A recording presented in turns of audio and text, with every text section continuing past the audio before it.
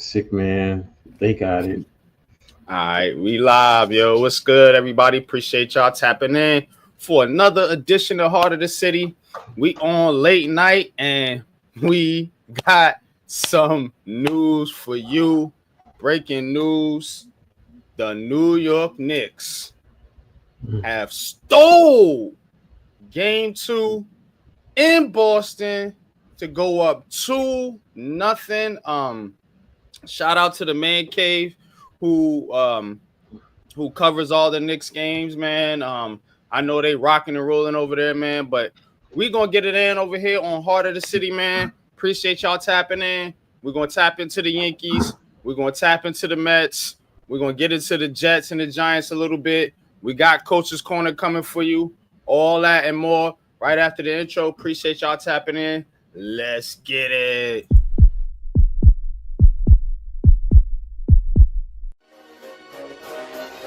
Ricey K, the Raisin Man.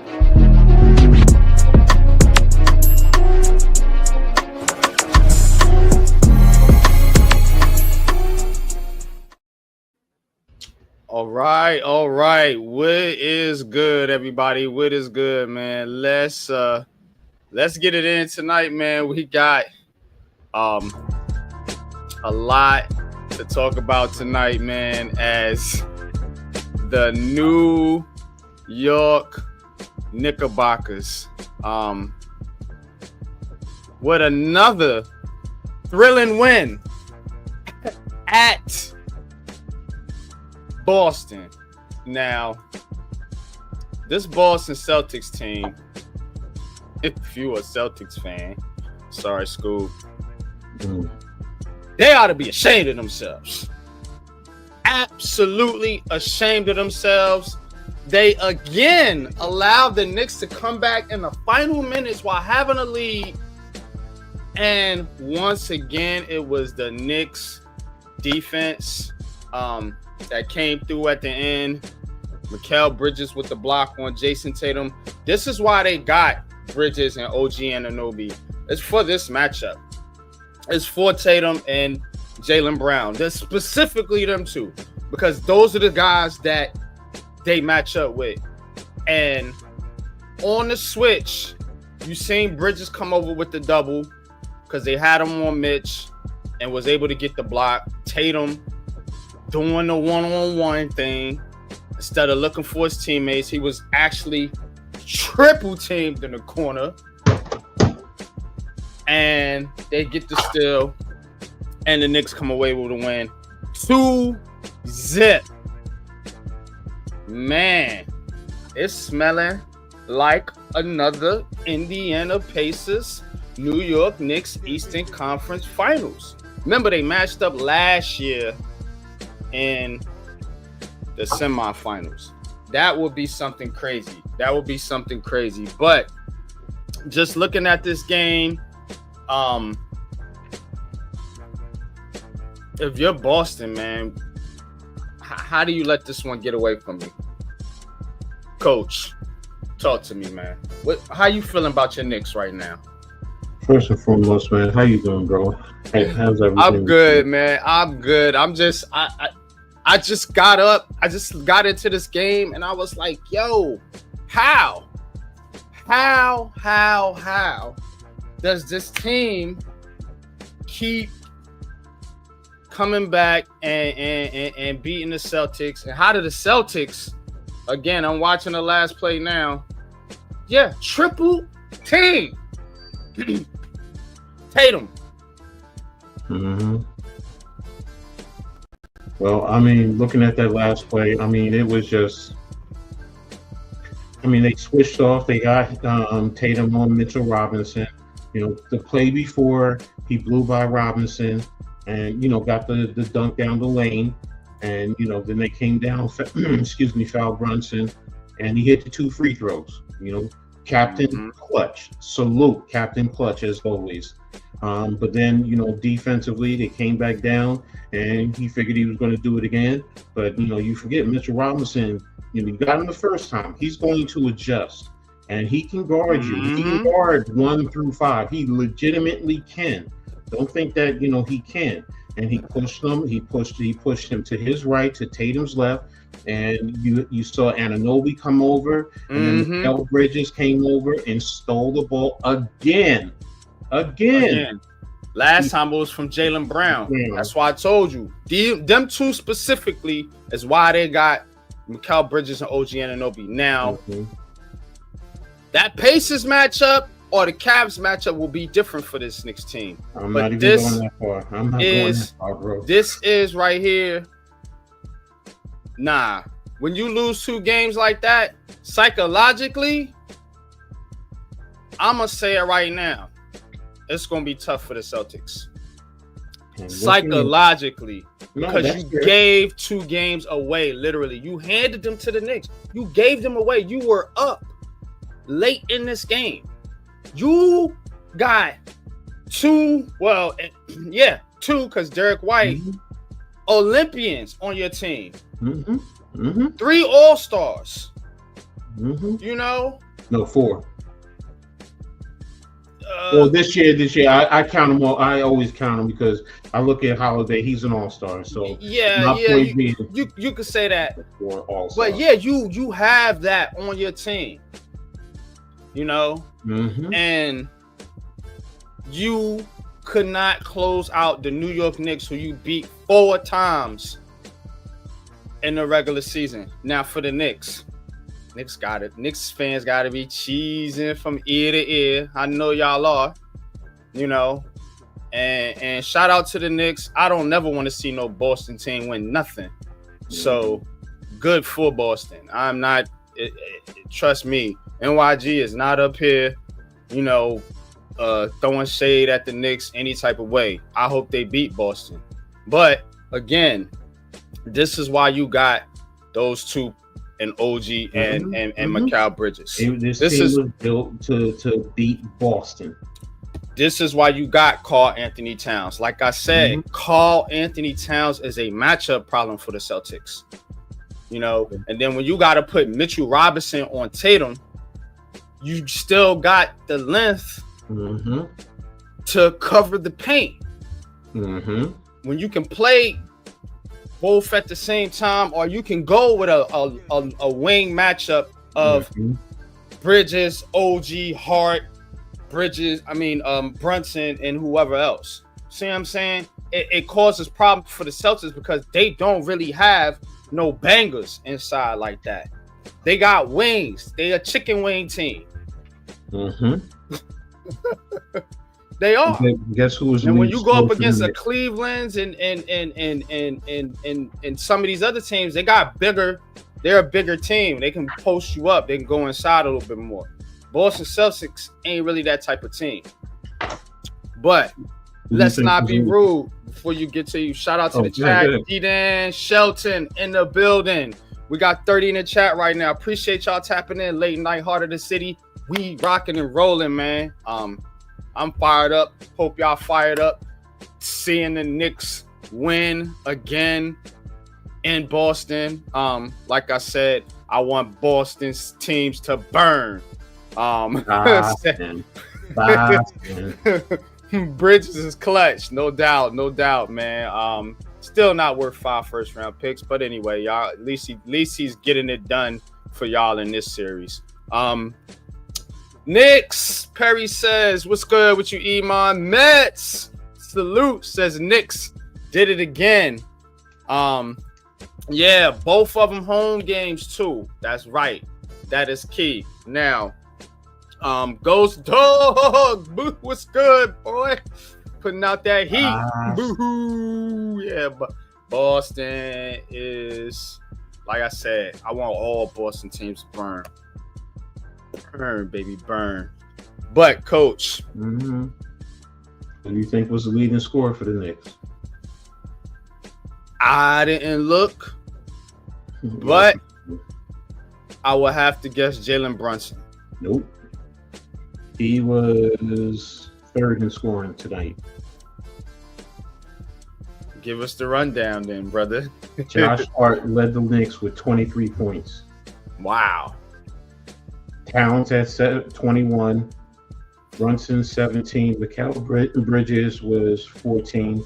Anunoby had 5. Mitchell Robinson even had 6 points tonight. They got 11 points off the bench. McBride had the other 5. Boston got a total of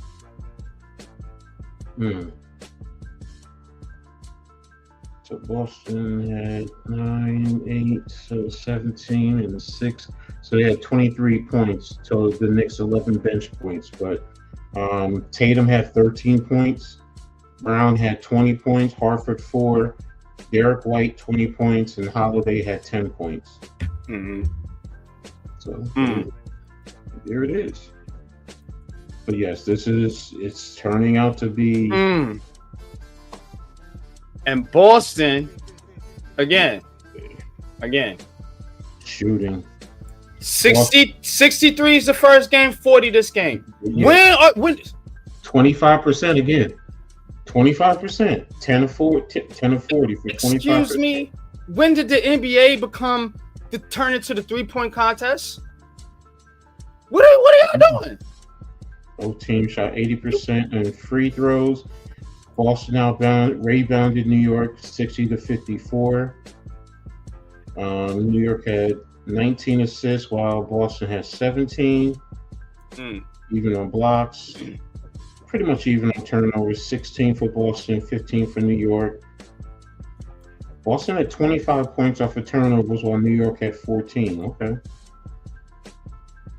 Again, there it is. The matchup they supposed to be taking advantage of is Porzingis. Porzingis supposed to be their difference maker. 14 points. Came off the bench. 14 minutes, 8 points. 8 points, yep. 3 personal fouls, 4 rebounds. Carl Anthony Towns outscores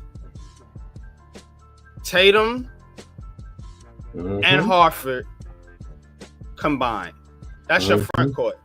That is your front court. This is what I'm talking about. Talk to me about basketball. I do this. I play this game. This is my passion. You gotta use your size to your advantage. Guess what? They don't have the advantage here because Carl Anthony Towns is the matchup problem. And how? Again, bigger, stronger than Tatum and Brown, and he can pull Harford out of the paint. That's why they struggling right now. They really struggling because they shooting too many threes. But that's another story. But no. Let's stop right there. 2 games they've shot 100 threes, and they're hitting 25%. 25%. I can hit that, coach. I promise you right now, if I go in the gym, I can make over 25%. I wish I could see the points in the paint. That's what I wish I could see the chart. It's ridiculous. And they open threes. They be open. They don't even be contested like that. I never seen a team have an advantage and not use it. You got Yo, Cave. Do you want to come on the show? I gotta hear your take on the Knicks right now, cause I'm just seeing this, and I'm like, bruh, how do you give 2 games away? You shoot 100 threes. You had. I'm gonna send you the link on Twitter, Cave. You had an opportunity to win both of these games, and you let them. And now you gotta go to the Garden. Good fucking luck, because I'm telling you, Knicks fans gonna be ready for that shit. They are gonna be ready for all the Celtics bull crap. And here's the other thing too, with it coming back to the Garden. They realistically, they only need one, because if you look at this playoffs for the Knicks, they haven't lost on the road. They have not lost on the road, crazy. So you're going to feel confident that no matter what, if you split in New York, you can still at least try and get one that last one and close it out in Boston. And worst case scenario, you come back and close it out in New York. So, but man. But man, we got Mr. Man Cave. He has a lucky jacket on. He has Mr. Mr. New York Knicks himself. Our ABSN brother, Man Cave, man. Salute to you, Man Cave, man. What's good with you, bro? Salute, bro. Man, I'm watching this game, man. I just finished the stream, man. I just went on the Celtics stream too, man. They are going crazy in the Celtics stream, man. They can't believe what's going on, man. These guys are so depressed, man. Some guys is like, break up this fucking team right now. I don't want these guys. Oh, man. So tell me, Dave. Yeah. How did the Knicks come back in this game? One. And if you're Boston, why are you shooting so many goddamn 3-pointers? 100, bro, in 2 games. That's 50 a game. That's today's NBA, man. These guys love. No, that's the Celtics. The Knicks shot 31 threes. Okay, that's a fair amount. I know, but 100. But they still, but a lot of these guys shoot threes on fast break. I still can't understand 3-on when they shoot fresh 3-pointers. That is true. But the difference in the game, like I said, man, the Knicks are in the Celtics' head now, man. You have 20 points in both games and you lost both of them. Is like now, like the Celtics is like, yo, you know what I'm saying? That's a bad thing for the Celtics. And the thing for the Knicks is like the Knicks had a poor shooting game. That's the thing. So the Knicks had a poor shooting game and they still came back. So they know they can beat the Celtics, and the Celtics know that now. You know what I'm saying? And I think with the Celtics, Tatum was struggling in this game too. He was struggling because he usually hits a lot of shots too and stuff like that, you know. But the thing with the Knicks is, another thing that the Celtics out rebounded the Knicks. They would shoot more 3-pointer than the Knicks, and the Knicks still came back and beat them. So it's like the Knicks know if the Knicks could clean up the act, if they could shoot much better and get more rebounds, this series is over, man. I like coming into the series, I thought Boston had an advantage over, but after watching the first game, I was like, yeah, they're not that much better than us. You know what I'm saying? And the thing with the Celtics, they've been together for like 5 years, man. That's what, I told you like earlier in the streams, like the Celtics, the Cavs, the OKC, they've been together. The Knicks, this is kind of like a new team with some of these guys on there and stuff like that.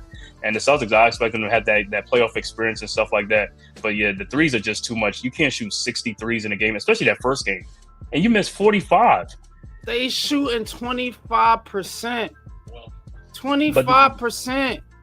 Put me in the gym right now. I bet I get a better percentage than that, dog. But here's the bad thing, though. A lot of these shots are uncontested. That's what I'm saying. Like I said, a lot of that's because there's no more pure shooters in the game. There's a lot of streak shooters in the NBA. That's a lost art. The streak shooters.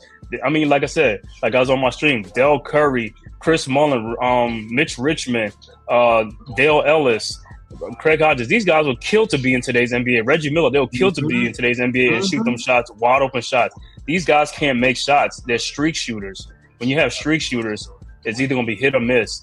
And that's what I say. These guys got to get back in the gym and work on their craft. You know what I'm saying? They got to work on that shooting. They got skills, but they don't have the shooting, and that's the big part of today's basketball. The 2-point shot is going away. Everybody want to shoot threes, the mid-range game. But the Celtics are in trouble though. You got Jason Tatum and and Jaylen Brown, right? Mm-hmm. So Tatum goes 5 of 19 with 13 points in 42 minutes. 13 points in 42 minutes, 5 of 19. Brown goes 8 out of 23 with 20 points in 41 minutes. So your two stars, so to speak, aren't shooting the basketball well. They're just not. I mean, the whole team ain't, but your top two players are not shooting well. Meanwhile, you got the Knicks with Karl Anthony Towns with 21 points on 9 of 16 with 17 rebounds. You see what I'm saying? The Knicks have more of a balanced team right now than the Celtics. You got Bridges 18 shots, Brunson 19 shots, Josh Hart 15 shots, all shooting efficient besides Bridges and Brunson. But again, when you have 19 shots from Tatum, 23 shots from Brown, and 17 shots from Derek White, and they're not shooting well, and none of these other players are getting involved. Drew Holiday, 6 shots, 4 of 6, actually efficient. Only 10 points, though. You know? Luke Cornett, 4 shots, 3 of 4, actually efficient. 18 minutes. Porzingis, 3 of 5. 14 minutes. 8 points. So, Jason Tatum and Jaylen Brown. This is why they. And this is why they. Pritchard was one of the best players tonight. He was shooting that ball. Pritchard.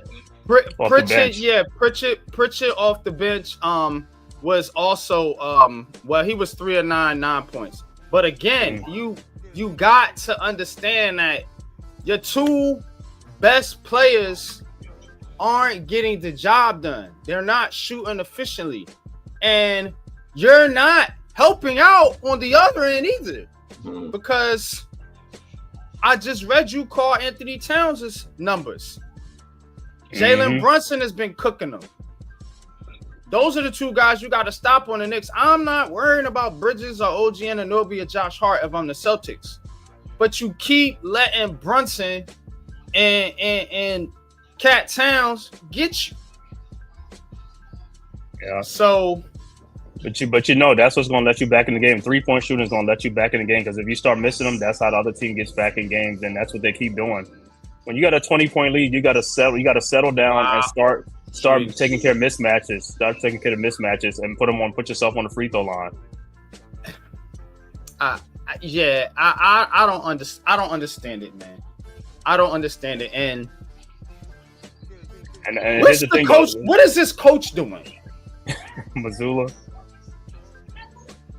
Are you just going to keep letting them jack up these shots? God, keep shooting, boys. Keep shooting them. Well, what you telling them? But that's what they've been doing all season, though.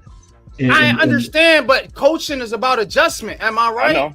Yes, I know. Coaching adjustment.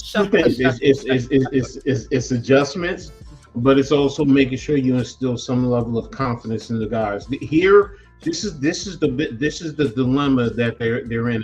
And shout out to Evan Cohen on Unsportsmanlike. He said right now they're bordering on arrogance because they're just going to keep doing the same thing. They're not going to change up, and that's the problem. We like I just said, 2 games, 100 3-pointers. You're not adjusting. That's a lot. You're not attacking the paint to draw fouls. That's what you should be doing. What does Brunson do? He always at least attacks the paint. He always attacks the paint. Like NYJ, you talking about, the 2-pointers. Brunson is a mid-range guy. He's attacking the paint. He'll try and shoot the threes when the moment is right. He's not just going to jack them up, but he'll attack the paint and try and get it out to Anunoby and to Bridges, who hopefully are positioned right to shoot the 3. They're streaky also. Because we saw with Anunoby today, 5 points when he just had 29 the last game. But his thing was also the defense. That's the other thing. What type of defense is he playing? Because is he the reason why they're being very inefficient in terms of their shooting? Now you said there were some that they were wide open, so I'm not going to sit here and talk about the wide open ones. But if he's giving them a good contest, that's where he's also making his contributions to the Knicks. Because I do see him, when he's out there, he's always on Tatum first, and then he's switching off, and he'll only up on Jaylen Brown or even sometimes Derek White. So the other game. So here's the thing, though, bro. You got now. I understand like the length of the Knicks as far as Bridges and OG Anunoby. But you got Mikal Bridges, 6'6", 209. Right. You see what I'm saying? You have OG Anunoby. He's a little bit bigger, pause, but he's 6'7", 240. You still got Tatum and Brown. Tatum is 6'8", and Jaylen Brown is 6'6", 223. So they have the size advantage, but these guys ain't physical. That's the problem. They're a finesse team. Yes. You know what I'm saying? Yes. And the toughness that the Knicks lost, they gained an advantage over the Celtics because of what I just said. You lost the toughness, but you're not going up against a tough team. Well, the Knicks team. Right, the Knicks just finished going against a tough team. Yeah, and you see how that series went. It was a tough series. This shit right here is an embarrassment. Right, it's a finesse. I know the Celtics are a finesse team. But here's the thing that people ain't even looking at. You look at the Knicks in the first game, they missed 17 of 31 from the free throw line. They missed 14 free throws.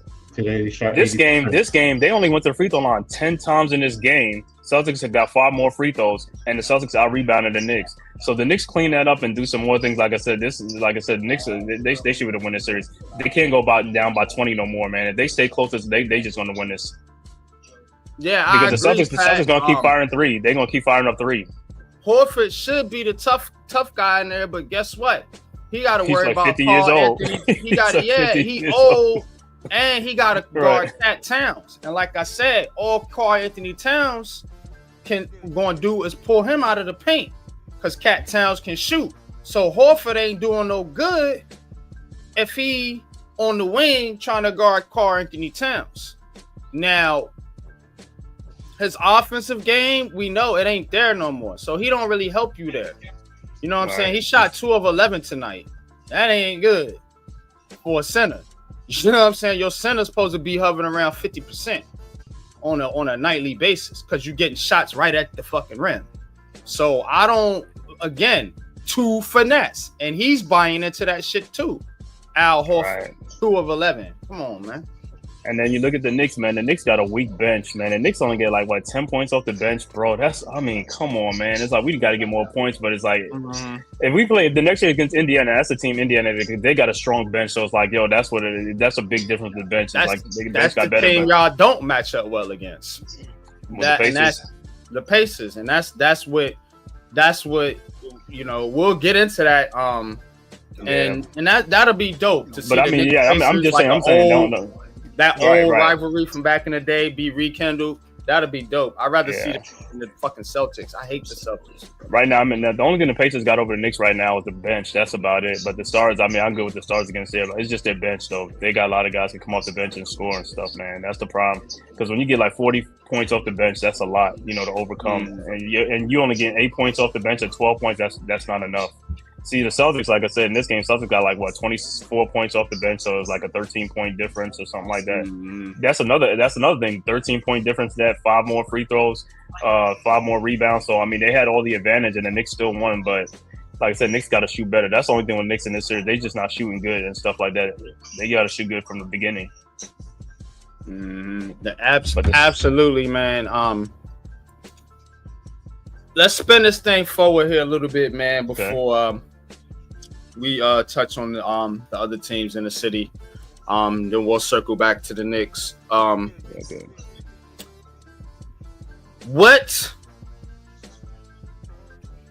can the Knicks? Because you gotta feel like the Celtics gonna come out Game 3 with their hair on fire in Game 3. With their backs against the wall like this. So What can the Knicks do to avoid getting down by 20 in every damn game and having to come all the way back in the fourth quarter? Just shoot better because the Celtics ain't doing it. It's not their defense. The Knicks just missing shots too. They got wide open shots. They just missing shots too. Like this other, they just missing a lot of shots. That's all it is. Just make shots and also rebound. They can get some more Celtics with a second chance opportunities. They can do that too. You know. And like I said, and then, saying get home and get some good home cooking with some calls and shit. Because, 10 free throws, man. I'm like, come on, bro. Come on, man. But it's just about shooting. The Knicks just got to shoot better, man. They shoot better, man. I definitely feel really good about them in, game 3. So, speaking of I'm not even worried about the Celtics. I'm not even worried about them guys. I'm just worried about shooting. That's all I'm worried about. Yeah, man. Yeah, man. They gotta. Pat says they gotta make Towns beat them the rest of the series. I mean, that's the matchup. That is the matchup problem to me that the Knicks can go to frequently is Karl Anthony Towns, and you set that up with Jalen Brunson on pick and roll. Try to get a switch, or. If you get Karl Anthony Towns on one of their wings, he can post him up, take him down to the paint. You know what I'm saying? Or if you get him on a big like a Horford, pull Horford out. That's the matchup problem. But Tatum and Brown, they're ineffective. That's what the Celtics got. That's them. That's their identity. Bread and butter. You know what I mean? And them being ineffective and being somewhat neutralized by Anunoby and Bridges is definitely a problem for the Celtics, and they gotta come up with a better game plan to attack the basket. Ain't no Twin Towers down there. I get it. Karl Anthony Towns is a legit 7-foot center, but go at him and get him in foul trouble. Get Mitchell Robinson in foul trouble. Get some of their big guys out the game. He did that last game. Go to the hoop. But they ain't They fouling Mitchell. They fouling Mitchell Robinson on purpose. They fouled him on purpose. No, what I'm saying is they got Karl Anthony Towns out the game. Right, the first game. That's what they had to, but they did not take advantage of that. That's the issue. But they did take advantage. They did in the first half, but yes. And then from there was a slight adjustment, and then from there they weren't hitting their shots. Towns was back in the game too. But remember, it's also them shooting up all those 3-pointers. So it allowed the Knicks to chip away to get back into the game. And that's really what it boils down to. It's taking all those 3-pointers.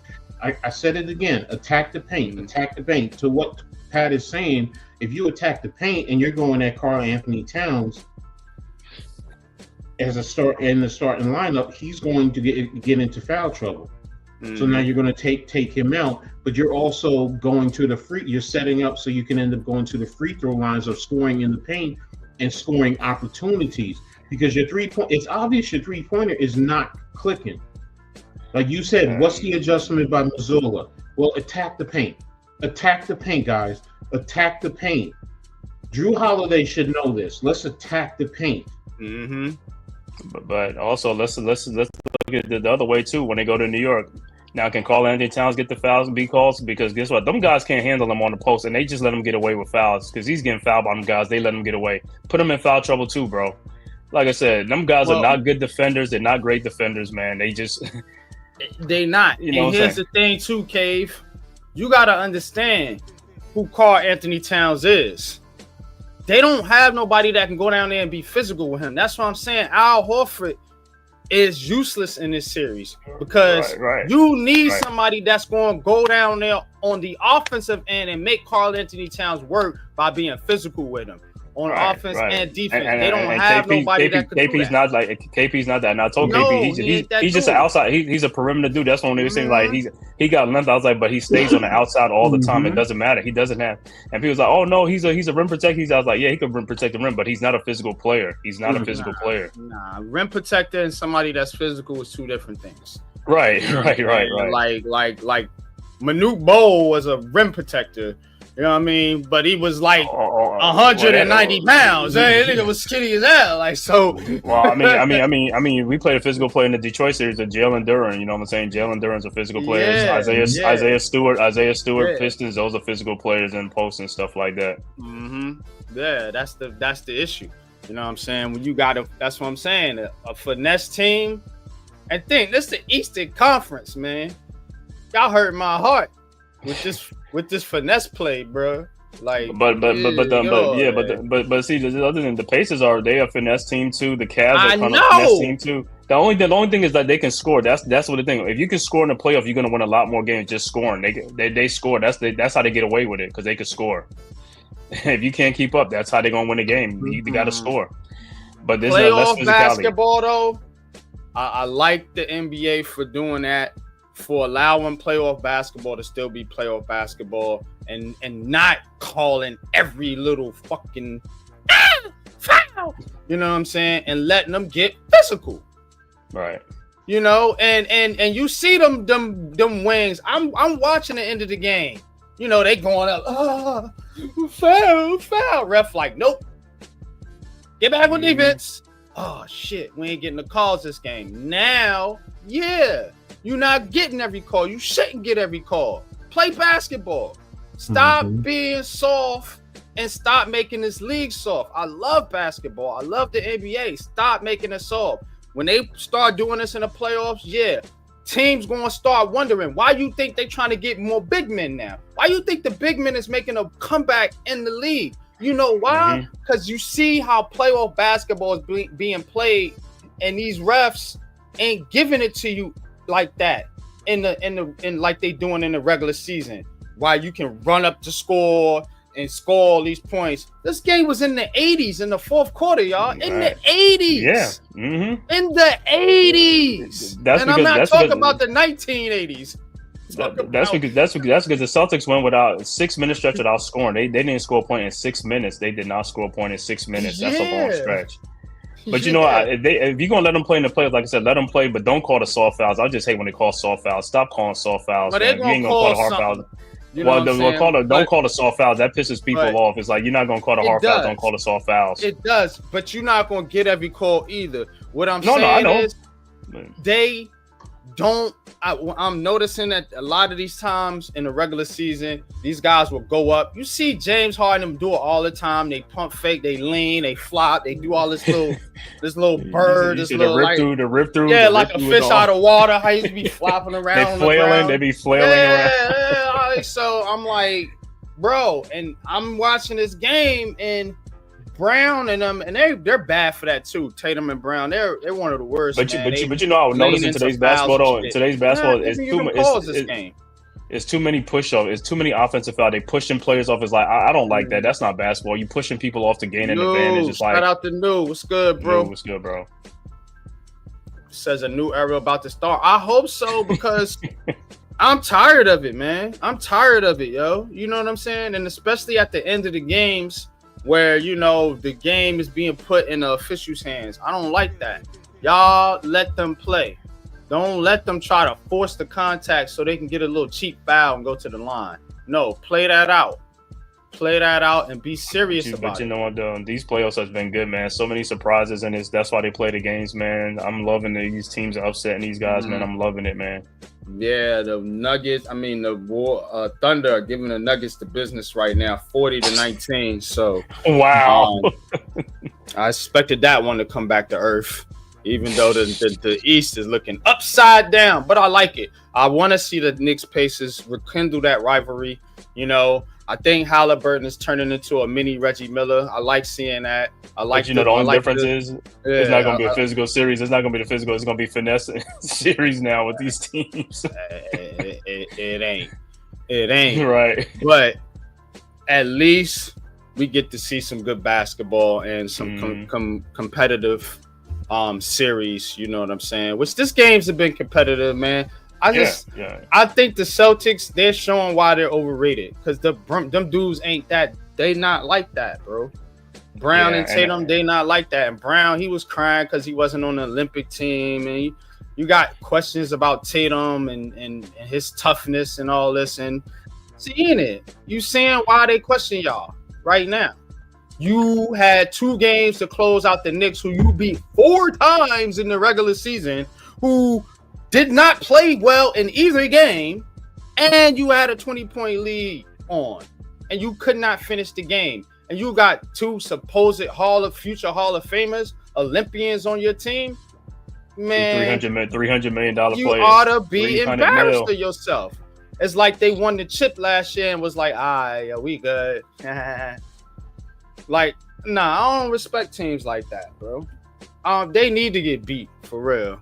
Beat them and move on so we can get a new champion. They don't deserve it, for real. Y'all don't.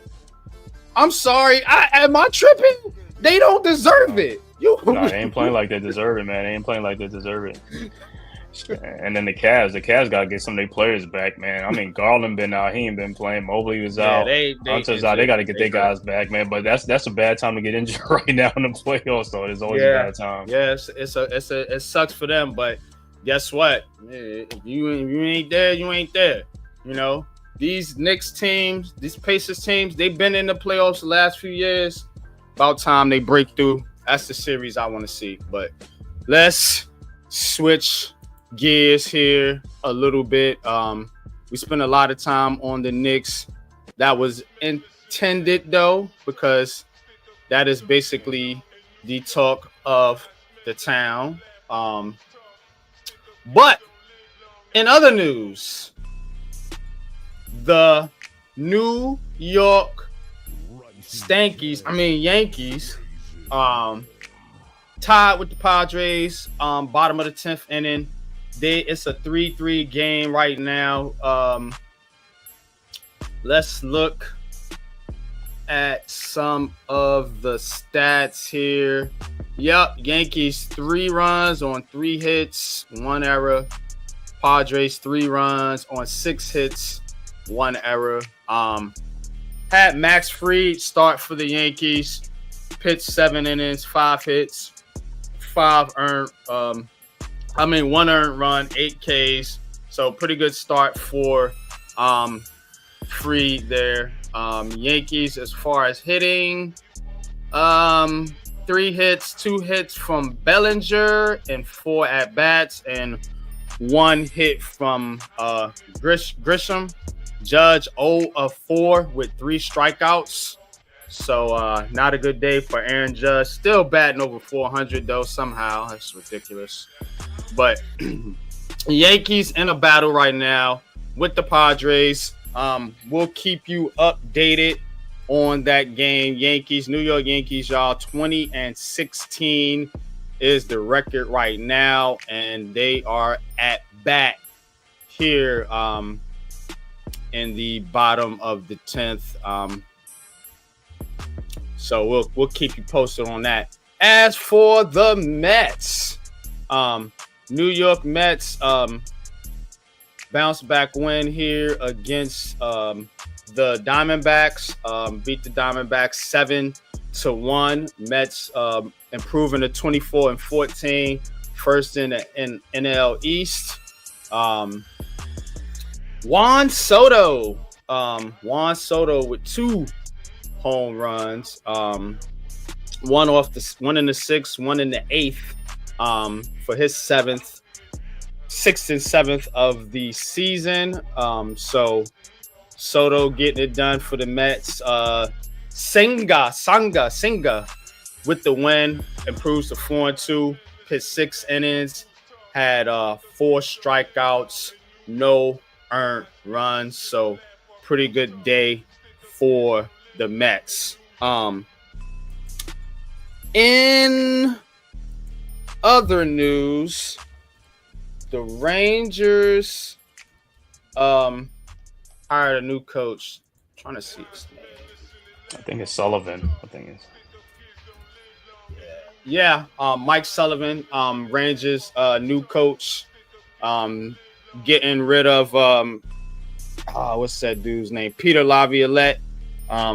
So Rangers missed the playoffs again. Rangers were in the Eastern Conference finals the previous year, so missing the playoffs was definitely a disappointment for the New York Rangers. So bringing in Mike Sullivan here, and he is the 38th head coach in franchise history. So, formerly of the Boston Bruins and the Pittsburgh Penguins. So, Rangers getting a coach from two of their rivals here to hopefully bring them back in championship contention. Rangers have a good team. So hopefully they can get back in it. And the Islanders have the number 1 pick. Mm-hmm. I know. Islanders I saw that. I was like, get the number 1 pick in the draft. So hopefully the Islanders can get back on track too. The Devils were in it and they got eliminated, as we mentioned last week. So hockey is done. And I'm still working on getting y'all hockey, guy. If anybody wants to cover hockey for the Aboriginal Sports Network, please hit one of us 3 up here or Big Pat Sports Talk. All you guys know him. So definitely looking for some. But NYG, yo boy, he gonna do his best to keep y'all up to score on the hockey news. But I'm just covering my teams: Rangers, Islanders, Devils. Jets, Giants. We're waiting on the schedule. I'm gonna give y'all a big show once the schedule comes out. So not a lot of news on those fronts for this show. Stay tuned to Giants Conversation on Sundays though, and we go in. We give you a whole full scoop, 2 hours of non-stop football. So, but not a lot going on here other than Abdul Carter begging for Lawrence Taylor's number. That's the only news of note. I'm trolling. It ain't like that, man. But Carter's still looking for a number. So we'll see what number. I think he should be 50, man. Just take number 50, 5-0. He said, just take it like just take. That's the sign of the police. Yeah, take the 5-0, bro, and start chasing these guys. 5-0, right? Hey, that'll be a dope number for him. I don't know if I want to see him in a single-digit number or a double-digit number. I kind of feel like all our edge rushers now got them single-digit numbers. So maybe he want to go. Burns is 0, right? And Burns is 0. And Thibodeau is what? Is it 6 5. or 9? 5. It's 5. Okay, yeah. News says 55, 44, 13. 44. Bradshaw. Yeah, you sound like the pick 6 numbers, boy. Go ahead, give me 3 more. He said them numbers gonna be available. They all available. He said he checked them. They all available. He said available. Think he gonna take 51. Aziz old number. 51 would be cool. I like to see him in like a 13. That'd be dope. Or like a 8, 9, something like that. You know what I'm saying? Have the edge rushers kind of pair each other's number and make a bigger number. You know what I'm saying? Kind of dope. Cause you'll have 8-0 when you have Burns and Carter, or you have 5-0 when you got Thibodeau and Burns, something like that. I think that'd be dope. But outside of that, not a lot going on. The Jets have been pretty quiet on their front. As we mentioned, they picked up 5th-year options with Garrett Wilson and Sauce Gardner. Their draft picks from a few years ago. So Jets playing it pretty cool, pretty quiet, pretty close to the vest, which is unusual for the Jets. Allowing the Giants to take the attention of the offseason this year. So we'll see how it plays out. But not too much else on that note. We're gonna get into the football. We're gonna get back into the basketball conversation here, and then get back in the coach's corner.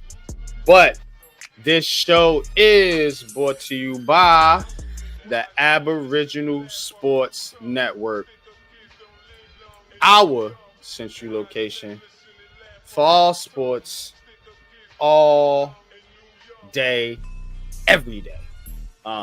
Me, Man Cave, Leaf, Big Pat, Snarf, the Leg Game, TP Way, man. You name it, man. Rob C. You can't. Ghost Dog now in the man. Ghost Dog fire. Y'all y'all got to get up on game, man, and tap into the Aboriginal Sports Network. Gonna play a quick promo here, man, and we're gonna be right back.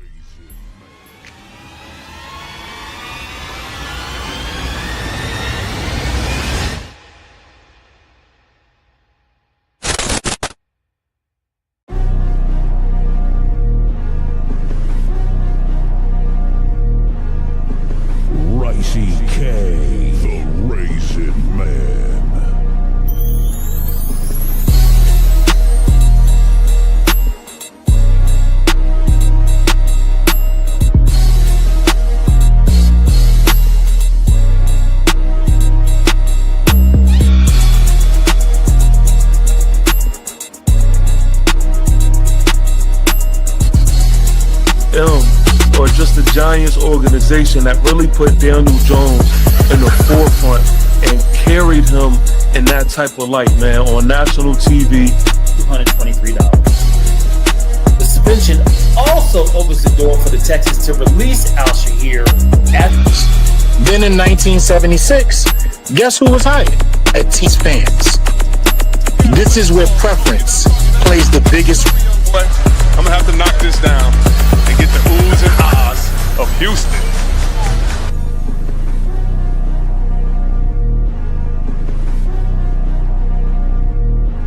Welcome to the Aboriginal Sports Network.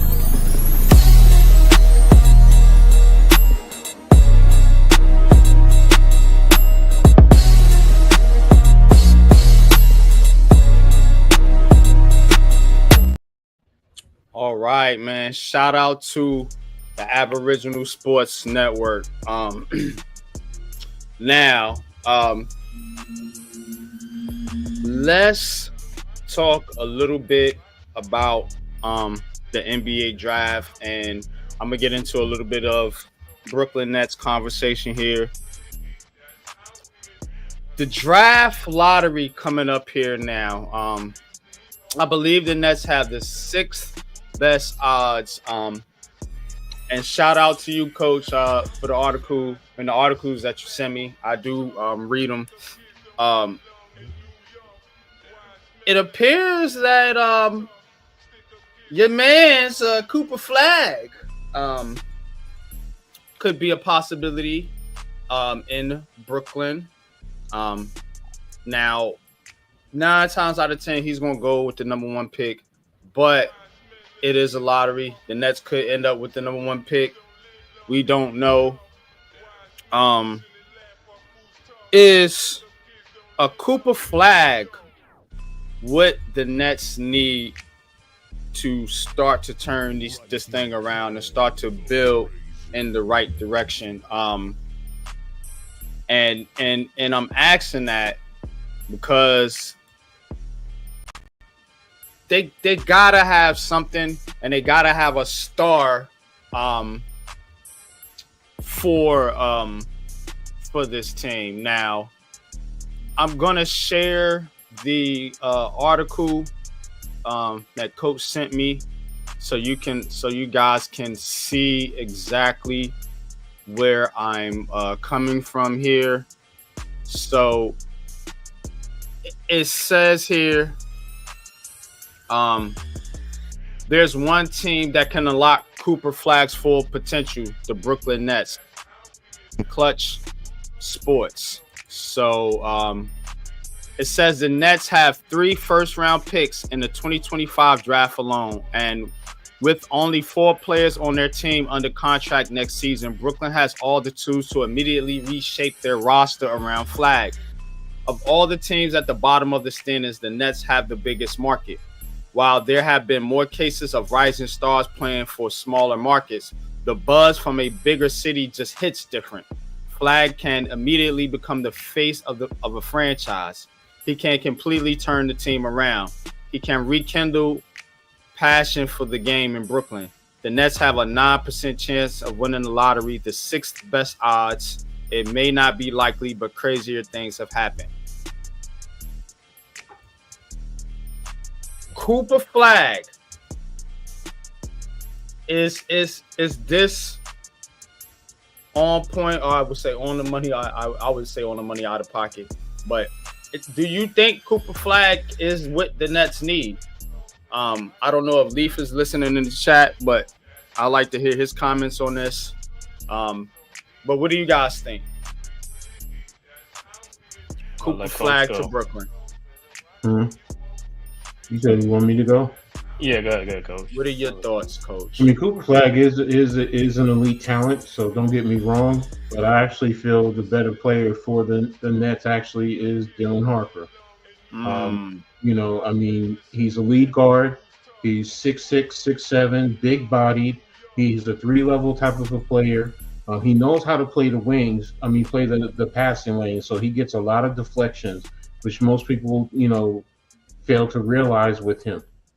But again, he knows how to play the pick and roll. He knows how to set his teammates up. He's been doing that, you know, since he was a freshman in high school. So he's a Jersey boy, so he's right over the bridge, basically.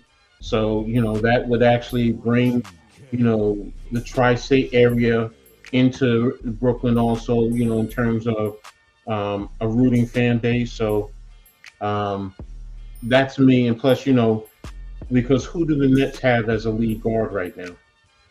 I mean, that's one of the biggest things that, you know, you look at, you know, I mean, you know, and the thing about Harper also, in a sense, his game is almost like Cade Cunningham's. It really is, you know, and you see the type of talent Cade Cunningham is. So, and you can build around him there. So, but I'm not trying to take anything away from Cooper Flag. He's smart. He has a very good basketball IQ, good shot, good size, can play multiple positions in terms of the big forward or small forward, however you want to categorize it. So, yeah, I'm with you, man. I just want to get you guys' opinion on this before I say my piece, man. But go ahead, Cave. What's your thoughts?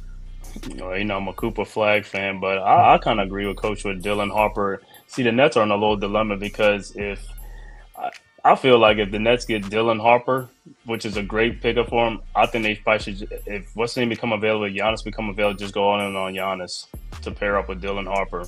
To start the witch guard, that'd be great for them.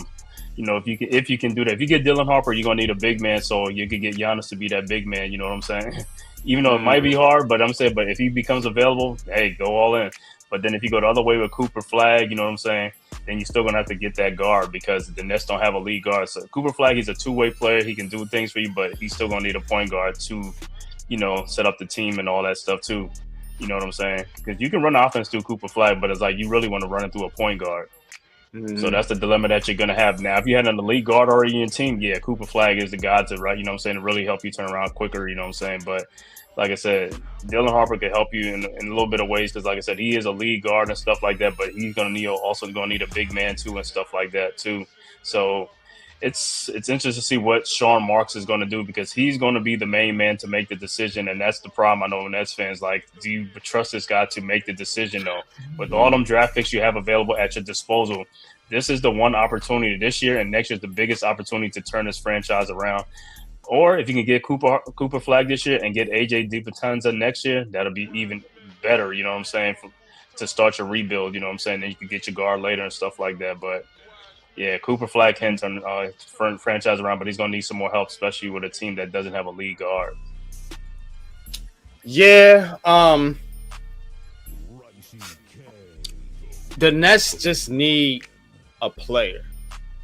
They need someone that building block franchise play, right? Yeah, a transcendent player, somebody that's on that level. You know, me and Pat, we went back and forth on the abnormal word. You know what I mean? So, but someone of that ilk, someone that's at a high level, someone that's gonna be ascending to be a star in this league. Because right now, man, shout out to Big Fan Breezy Leaf, man. Love y'all, man. But Cam Thomas ain't that guy. He's not that dude, and he's never gonna be that dude. So we need to let that go as Net fans and really start thinking about who can come here and be that type of player. Now, there's been talk. You mentioned Giannis. I'm not really sold on going that route 100% because they've already went this path before, So I'm thinking about it from a sense of what can. Hold on, my alarm going off. You about to go through. He's like he wants to build through the draft. Man, hey man, they got a lot of picks. They can do that. They got time to do that, man. You know what I'm saying? Build the team slowly, man. Build through the draft. But again, that's what I'm saying. They should be building through the draft. You should not be going out here and spending a whole bunch of money and draft picks to get Giannis or get one of these big time players, because again, that's how they get set up. That's how they get set up every single time, as far as losing out. You get these guys and they want to be here for a few years, then they don't want to be here, then they making all kind of demands. I want this player. Oh, I want this coach. Oh, now I want out. You know what I'm saying? So I don't want that. When you build through the draft, guess what? Players show you more loyalty because they look at it in a sense, it's like, you gave me my opportunity to be in the league. You gave me my shot. I'm here, and you have control over them, under contract, and they haven't been paid yet. So they have no reason to rest on their laurels, as they say, and they're going to keep grinding for you until they get that bag. That's why I'm all about building through the draft. You looking at some of these teams now, even the Boston team that was built through the draft, they got a couple of pieces on the back end. This Thunder team built through the draft. Even the Denver Nuggets with Jokic, they were drafted. Jamal Murray drafted. Now you can go the New York Knicks route, who flipped their roster and bought in a bunch of free agents and trades, but that doesn't always work. It works sometimes, but it don't work every time, and it don't work for everybody. And the way the league is trending now is you got to go get a big man, a dominant big man, to be able to compete here. We see the little Celtics, the baby Celtics, having trouble right now, because the league is getting back to business with the big man. At least I hope so. So having a Cooper flag, I don't mind it. I don't mind going that route. You know what I'm saying? And then maybe you go out and you trying to find like Nusek, try to find a guard in free agency. That's the route Leaf wants to go anyway, from all the conversations we've had. But to Coach's point, Dylan Harper would be one of my favorite picks for the Nets, because the Nets still do have Nick Claxton and Day'Ron Sharpe. Those are big guys who can defend and rebound, but not necessarily give you that type of scoring. But if you got scoring, if you're getting the scoring from your backcourt, much like the Cavs are built. You know how the Cavs are built, where they have Garland and Donovan Mitchell, but they're big guys. They do most of the dirty work. Allen and Mobley. You can have a setup like that. If you go get Harper, and then you got Nick Claxton, Day'Ron Sharpe, and say you go get another big in free agency or somebody with some star power. out there. You know, you have a real legit front court that can defend, you know, and rebound, and you know, you get your scoring from your guards, and they can dribble, penetrate, kick out, you know, get you some wings and some big guys that can shoot some threes as well, spread the floor a little bit. You can work with a team like that. So to sum it up, I do think the Nets, if they can get a Cooper Flag, would work. If they can get a Dylan Harper, it would work. It just depends on which route they can go and they will go, because again, it's not going to be on them unless they get the number 1 pick. That's what they got to hope for. You have the 6th best odds, 9% chance. So not great, but stranger things have happened. And that's going to be my Nets Nuggets for the night. Speaking of the Nuggets, they are down by 31 damn points. Are you in the second quarter? That's crazy. That's crazy, man. Shit. You know what I'm thinking about? The Nets Thunder have 76 points, and there's still 3 minutes to go in the second. They have 76 already. That's crazy, right? And they're still running 78. This game is different. It's totally different sometimes. They almost got these dudes by 40. Before the half. Hold on, they pulling the what the Cavs did. That's what the Cavs did to the Heat, right? They was beating up on the Heat. Like that. You got them down. Yeah, leave them alone, cuz. Just hit them again. Yeah, 35 points rating. It's a 35-point lead. Yeah. Hey, but you know, I think about in this draft for the Nets, man, with Cooper Flag and Dylan Harper. I'm thinking about the Nets back in the days in the '90s when they picked Kenny Anderson and Derek Coleman. See, Kenny Anderson was an all-world point guard. Derek Coleman was an all-world big man. You know what I'm saying?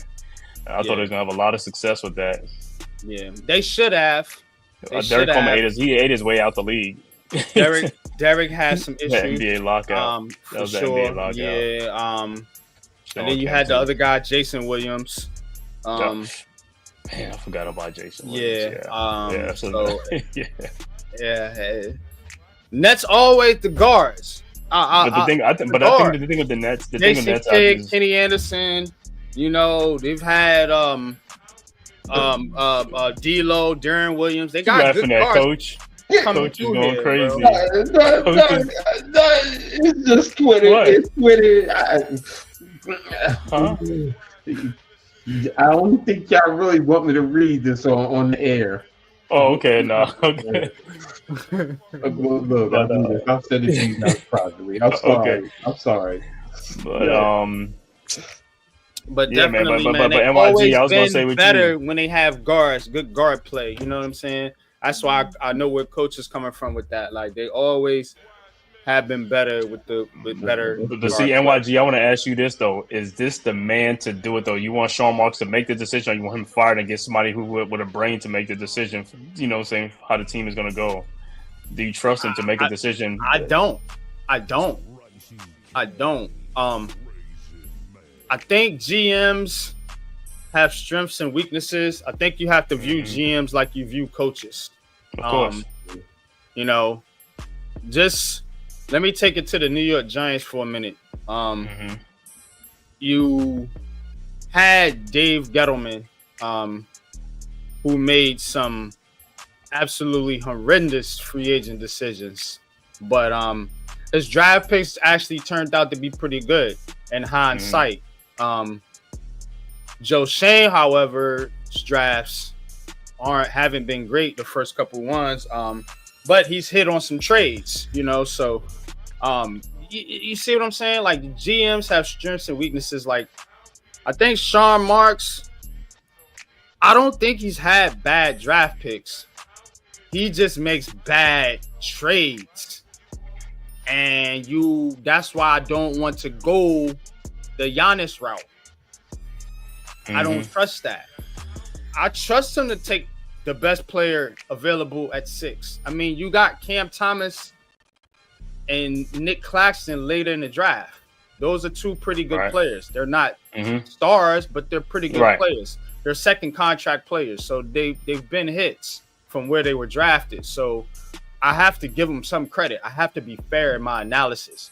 But to your point, I don't trust him a lick of spit to make a trade for a guy like Giannis or any other star in this league. No, I don't. Yeah, I'm just saying because this is a very, very pivotal, important season coming up, man. If the Nets get like the first pick or the first 2 picks, like he's gonna have to make some big decisions. They gotta go. Like that. They gotta take Flag or Harper. I mean, you have to. Yeah, you get the number 1 pick. It's a no-brainer. Yeah. You can't trade that pick. You will be, man. Bro. You thought I was. I think y'all be good. If y'all get the first 3 or 4 picks, I think you want to be in the first 4, at least the first 4. Then the first 4, you have to be in the first 4. If they're in the first 3, okay. Say you end up with Ace Bailey. Right. I'm cool with that. Mm-hmm. You know, I'm fine with that. I don't have an issue with that. You know, I'm not big on VJ Edgecombe or Khan Kanapu, whatever his name is, but if you can get one of them top 3, yeah. What's wrong with VJ Edgecombe? He's good too, man. I mean, everybody's sleeping on him, man. And that's what happens. The guy you sleep on the most be the one. I watched this game though. I watched. I'm not going to make Jimmy Butler. He reminds me of Butler. Not really. I think he needs to be developed. Yeah. Mm-hmm. Absolutely. Because remember, SGA. People said the same thing about SGA back in the day, and look at what you got now. Yeah. He needs to get more consistent with his shot. So definitely, if he can do that, he'll be a good player. I agree. Remember, the Nets are you want to bring somebody in that you can also develop along the way too. So I just don't know how that fits with a Cam Thomas. You know what I mean? So that's the only thing that I think it's the staff though. It goes with the coaching staff. It's not got to be a coach staff. If y'all said what's the coach name? If he has a good staff, like a good development, then Jordy Fernandez is a good coach. Man. I do believe in the coach. I think he needs a bit. I think he wants to run his offense through the big guys though. So I think they would prefer a Bailey or because I look at some of the things he did with Nick Claxton and then on the pick and roll.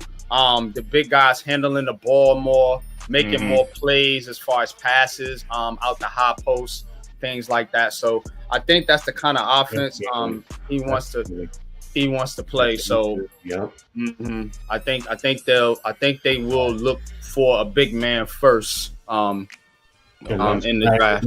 That's Flag or Bailey. Yeah. I think that's what they want. They want Flag. I know they want Flag, but I think they'll take. It's just Monday night. You gotta see what happened Monday night. We're gonna see Monday night, man. We're gonna see. So it's Monday night. This coming up Monday. So we'll recap it here on the next. I think it's halftime of the Knicks game. Okay. So we'll have that here for Heart of the City next week, man. Appreciate y'all guys, man, for tuning in. NFL Reality Check. AK, what's good with you, man?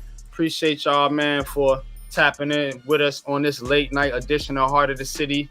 Like I said, we're gonna do these for about an hour now. I was a little hyped. I'm not gonna front because how I just love watching that Celtics collapse. Like that shit was so epic. I was just watching it in real time, talking to Coach. I said, "We can't start the show now, Coach. I gotta." I kept looking to see if y'all had started. I was like, I was like, play out because I'm gonna go in if these niggas lose.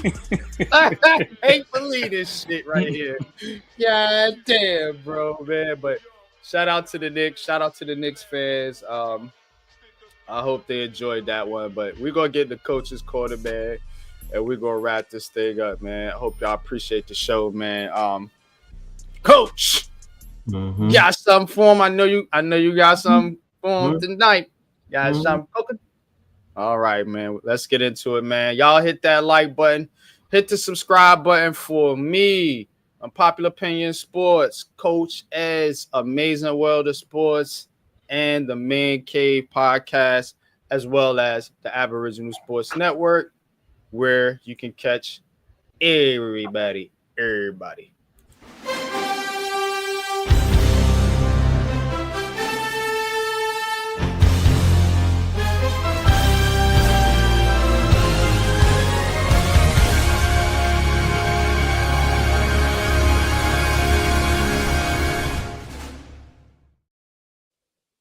appreciate No everything with the new updated coaches corner.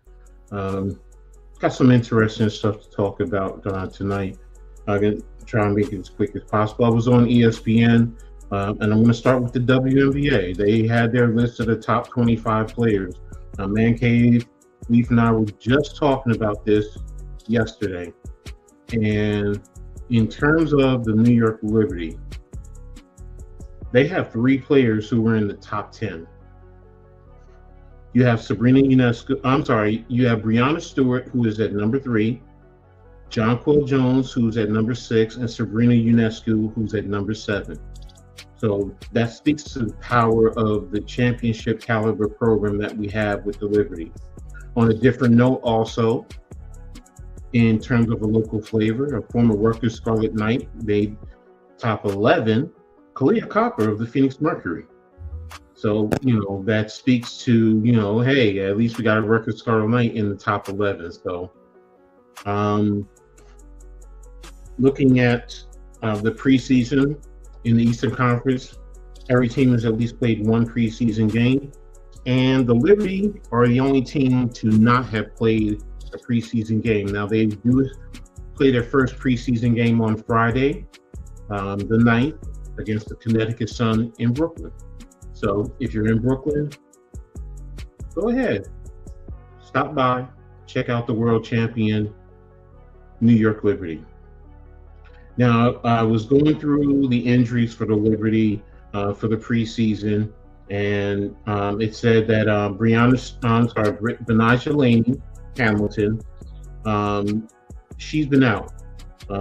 And right now it looks like she's going to be out. It says General Manager Jonathan Cobb said Saturday that they're going to suspend her contract. Now, that doesn't mean they're kicking her off the team. It just means that they're going to suspend her contract for the season, which basically gives them a little bit of latitude. So more than likely, that's telling me she's going to be out for the year. So, but I'm still going to follow along to see what happens. But, she's dealing with a serious knee injury. So, and really sucks, because it's happened in the Unrivaled. Breanna Stewart, she's listed as day-to-day. She also has knee injury. So she's just taking it little by little. So I don't think it's anything major. Just want to see her make it to the regular season. Raquel Carrera, she's been ruled out for the 2025 campaign due to personal decisions. Sahia Redard is another one who's also ruled out for the campaign for personal reasons. Rebecca Gardner, who they just brought in, she signed a training camp contract, but she's also on the injury list right now with an Achilles. So we're going to pay attention to how she comes along. So that's going to be it for the Liberty. Now I'm going to move over to Rutgers University, and I'm going to start with the football program. Former Scarlet Knight quarterback Johnny Shepard, he entered the transfer portal during the spring program because he was beat out by AJ Sarace for the backup quarterback behind Ethan Khalid Manis. Well, he actually just committed to Washington State University, so I want to wish him well going out there. He's actually a New York kid. I played at Iona Prep, and then went to Rutgers for 2 years, but now he's going out to Washington State to compete for his starting job, which I understand. Kind of sounds similar, if you guys get my drift, of another player who went to the route to Washington State. So the football program actually picked up 2 commitments this week, both offensive linemen. Former Illinois University offensive tackle Zach Omland and FCS All-American out of Lafayette, Ryder Lansdale. They're tackles, they're veterans, and it's something that the program needed. They're both New Jersey natives. Omland from South Brunswick, literally right in Rutgers' backyard, and Lansdale from Ridgewood, New Jersey, which is in North Jersey. So now with the school coming to a close, the university graduated 90 student athletes.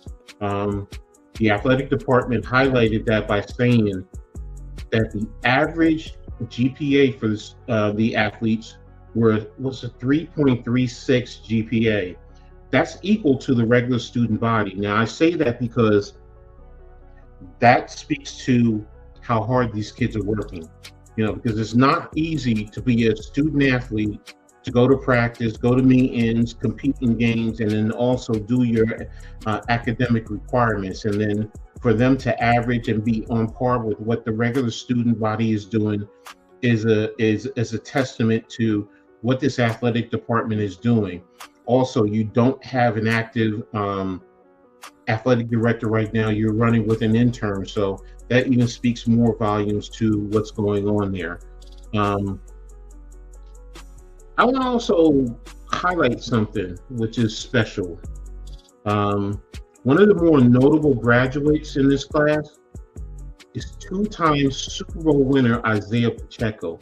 He finally completed his degree, returning to the banks of the old Raritan while being in the NFL. So he becomes a first-generation graduate in his family, an accomplishment that he's very proud of. It demonstrates his hard work, commitment, and his promise to his family. So, congratulations to him, the fellow graduates, and also to anyone out there, go back to school if you have the opportunity. It's never too late. Moving on to St. John's, the women's softball team finished the season as the regular season champion in the Big East. Now, they're going to begin the Big East tournament as the number 1 seed, and they're going to be taking on number 4 Creighton.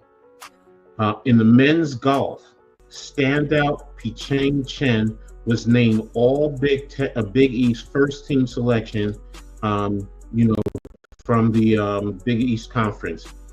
He earned all conference honors for the 3rd consecutive year, becoming the first St. John's men's golfer to be named a 3-time all Big East selection since former conference player of the year, PGA Tour professional Ryan McCormick.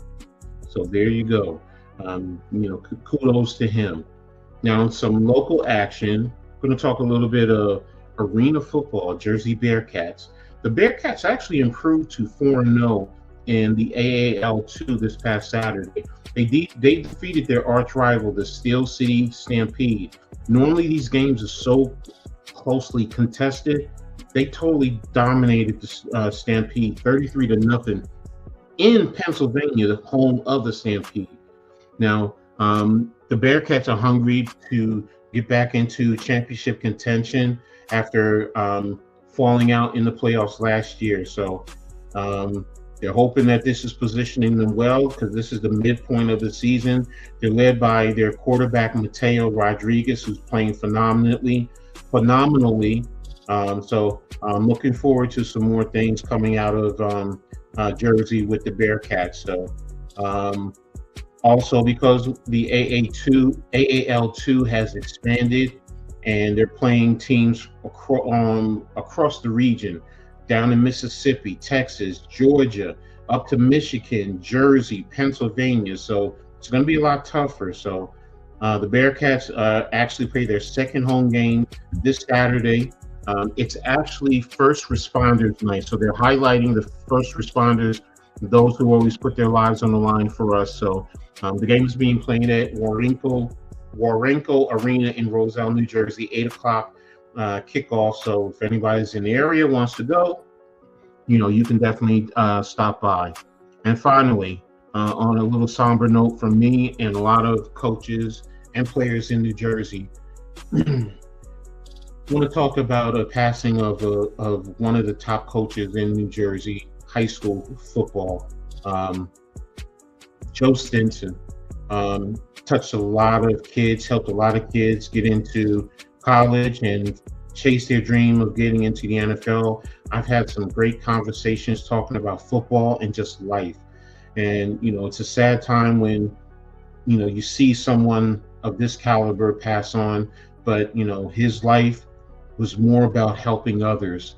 So, and he touched many different schools in the state of New Jersey in such a positive way and helped so many people on and off the field. So I'm just so thankful for my time of just having those conversations. And several of my players, several former players of mine, have made comments about the impact that he's had on their life. And so, he's a Hall of Fame coach, And I want to say rest in peace to Coach Joe, man. Thanks for everything. So, and that's going to be it in Coach's Corner for you. Back to you, NYG.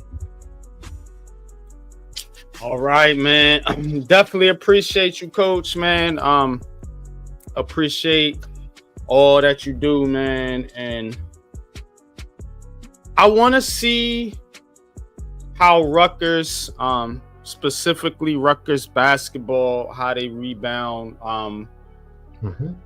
by losing Flag and Harper, which I thought they should have did better than they did last year anyway. But let's see how they rebound. And also with the football team as well, losing as many players as they have to the NFL draft. So definitely keeping my eye on that. And in the WNBA, the Liberty, again, champions now. How do you defend your crown? You worked so hard to get it. It was such an intense moment, you know, finally getting over the hump after being to the finals so many times and never winning. How are you going to respond? Don't Boston Celtics us now. The way he's good. Don't be that. We need y'all to go back to back. We need y'all to go back to back. I don't want to hear the Liberty on shaky grounds or nothing. Let's have a strong, good season, and let's keep this crown in New York where it belongs, man. Basketball should be for New York. I understand the football teams have been in the shitter, but give us basketball. Give us basketball. So shout out to the Liberty. Shout out to the Knicks. Shout out to the Brooklyn Nets. Hopefully on their way back when they get Cooper Flag. But again, this has been Heart of the City, man. Definitely appreciate y'all tapping in. Like always, man. So hit that like button. Hit that subscribe button. If you want to become a content creator, please hit me, Unpopular Opinion Sports, aka NYG22 on Twitter. Please hit me up or hit Big Pat Sports Talk up or hit up Coach or Man Cave. We teaching classes. We trying to get people on the network that want to become content creators, that want to learn how to edit, that want to learn how to make thumbnails, that want to learn how to make cool intros and outros, that want to learn camera work. If you just want to learn how to create content, we got you. We got you, man. We putting people on. So get a hold of us, man, if you are interested in becoming a content creator. And if you are interested in joining the Aboriginal Sports Network, a deal will be on the table upon completion of the class. So check me out on Giants Conversation Sunday. And we got some other shows cooking up for you on the Aboriginal Sports Network. Of course, you got Read and Attack, the Halftime Adjustment. You got the Man Cave, Knicks at Night. You got the NFL All 32. You know, you got NXT with Mets. You got so many shows. Of course, you got Heart of the City. You got so many shows and so many content creators, and we are trying to give you more. So again, if you want to be a content creator, if you want to be a part of the dopest network on YouTube, I don't give a damn. I'm saying it. Yeah, I'm confident. I'm bashful. But guess what? We get the job done, and we giving you fire content. So that's my spill, man. Coach, tell them what you got coming up. Cave, tell them what you got coming up. Yeah, Cave, you go first, man. I got so much. Yeah, man. Yeah, I know you got a lot, man. But yeah, I'm being busy doing with this Knicks, man. Saturday's gonna be wild, man. Saturday at 3:30, Knicks and Celtics for Game 3. Wait for that at the Garden, man. At the Garden to see if the Knicks could keep this stranglehold going, and hey, on a path to sweeping the Celtics, man. I know it's gonna be a tall task, but hey, we halfway there. Let's continue the mission, man. Clean up some things on the Knicks end and stuff like that, man, and see what happens in the Garden, man. I know the Garden is gonna be rocking, so the Knicks but they better give us something to rock about, man. You know what I'm saying? So we'll be waiting for it. Make sure you tap in 3:30 on Saturday. I will be doing a live stream, Knicks versus Celtics, from the world's most famous arena, man. So make sure you tap in there at 3:30. And then on Sunday with Giants Combo, I'll tap in with these guys as well with Unpopular Opinion Sports, Big Pat Sports Talk, as well as Coach, man. So that's what I'll be doing coming up. All right, man. What you got, Coach, man? The hardest working man on YouTube, man. Tell him what you got, bro. Tomorrow with the Pick and Roll podcast, with the guys from the Hardcore Sports Network. So we're gonna be talking about this game, this playoff series. So definitely gonna definitely tap in tomorrow, man. 5:00. Yeah. I'm on my channel, Coach Jay Gladney's Amazing World of Sports, and as you see, that's Ed with 2 D's. We're going to be talking a lot. Friday right now, I don't have anything set. Saturday, I'm waiting to see with halftime. We're going to be doing the halftime coaching adjustment show. Halftime, I don't care what you say, bro. You are now a New York Knicks fan. What? Don't let Mitch hear that. Don't let Mitch hear that. No, Mitch knows it too. We say it to him because he said, I'm telling you right now, he said the Knicks are winning it all. What? Yes. He what? said it. No yes. way. Who said that? No way. Yes, he did. No way. He's a Sixers fan, though. I know, right? He's now a Knicks fan. You hear me have time, you're a Knicks fan. Man. Time. You're going to let him do that to you? But yeah, we're going to see if we're going to be doing that. Of course, Giants Conversation. Monday, I'm trying to decide if I'm going to do the Read It and Attack. I'm probably not. Probably going to tap in and bring the game, with game 4. And then Tuesday will be the full court press where we talk about the WNBA with Man Cave, Leaf, myself, and next shift Randy. Whenever he gets situated, he'll be there. And, that's pretty much it. And then next Wednesday, I'll be back right here. Yeah. We got y'all covered, man. Oh, and I got all my articles that I'm writing right now. So tap into them articles, man. Can't wait. Go to www.aboriginalsportsnetwork.com to get all those dope articles and to see all of us, man. Right on the website, man. You don't want to miss it, but yeah. This was dope. This was fun, man. Next Wednesday, we got another banger for you. Hopefully, the Knicks can finish off the Celtics and we can get moved on to the Eastern Conference Finals because, like I said, I'm sick of Boston. I want all Boston teams to burn, Boston, burn. Right, me too. You know what I'm saying? That's how I get down. So, yeah, man. But you know how this is, man. How we wrap this thing up. Shout out to our people at the Aboriginal Sports Network, sponsors of the show, man. Appreciate each and every one of y'all in the chat and watching here with us tonight, man. But y'all know what it is. Holla.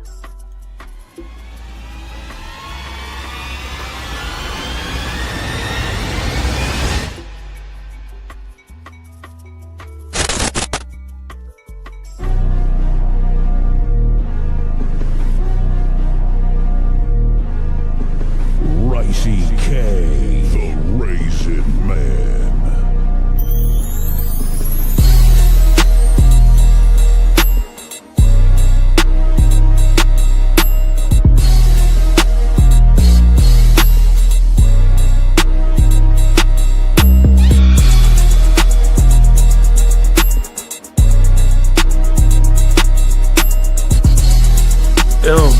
Or just a Giants organization that really put Daniel Jones in the forefront and carried him in that type of light, man, on national TV. $223. The suspension also opens the door for the Texans to release Al-Shahir. Then in 1976, guess who was hired? Tatis fans. This is where preference plays the biggest. But I'm gonna have to knock this down and get the oohs and ahs of Houston.